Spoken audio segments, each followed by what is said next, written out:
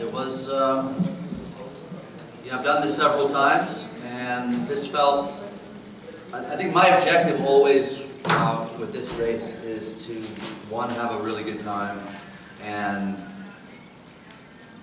drive well. So it's very challenging because, it's very challenging to get up in first place, and these guys are excellent drivers.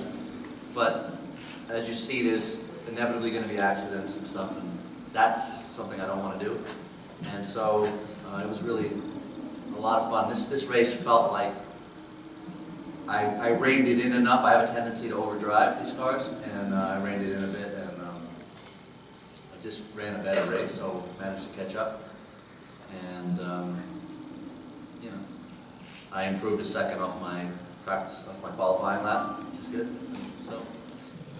Man, for a while there, I was honestly looking in my mirror for a while because I knew he was going to be coming. I kind of kept looking back, and he kept getting closer and closer every lap. And if there was an item, I couldn't hold him off for another lap. And so it was just fun to kind of battle it out there in the last couple of turns. I think we put on a little show for everybody in the infield there. Yeah. Well, the funny thing was, I thought somehow he passed Brett because we pulled up on some of the other racers towards the end, and for some reason I thought he passed you, and then you somehow let me get by because there was another silver car, and he just beat that car on the straightaway. And I caught right in there before the turn one. And so then I thought this whole battle at the end was for first place. So I was really fighting for it. And then even at the end, I thought I finished second, and we're standing there, and I'm like, oh, that was cool. And I've been in this exact situation before where I got stuffed just on that last turn where I had it, and I got stopped, and I was like, oh, this is the way it's going to work for me here. And so I'm second again. And then my girlfriend was like, you're third. And I'm like, who's keeping score here? And I realized that you were so far in front that I never saw you. It's just so much fun. I mean, you get to put a helmet on and drive a car as fast as you can go. I mean, a lot of people out there, you think you've gone fast in your car, and you might have, but it's probably on the freeway in a straight line. And when you take those corners and you're driving at the limits, and I mean, it is a different feeling when you got the wheel turned halfway, but you're still going straight because you're going too fast. Yeah, everybody should feel that. But everybody up at Danny McKeever's Fast Lane Racing School, those instructors are amazing, and I mean, they're really the reason we're here. And so, coming in second, it was a real goal to come here and do well, and I'm happy I was able to do that. I don't know about you guys, but when you get put into this amazing thing where you get to pretend to be a race car driver for a weekend, and you're like, this is so awesome, I'm kind of closing my eyes, I'm saying a little prayer, and then I look up and I see Petty and Unser. So I kind of thought about just getting out of the car then, because I didn't want to, I could have saved myself the sweating and the rigmarole, but I said, you know what, I'll keep up with these guys for a little while. And I was one of the ones who said, make sure we want to be able to look each other in the eye tonight. Let's have a good time. The people that are fast are going to be fast. So don't stuff everybody into the wall on turn one.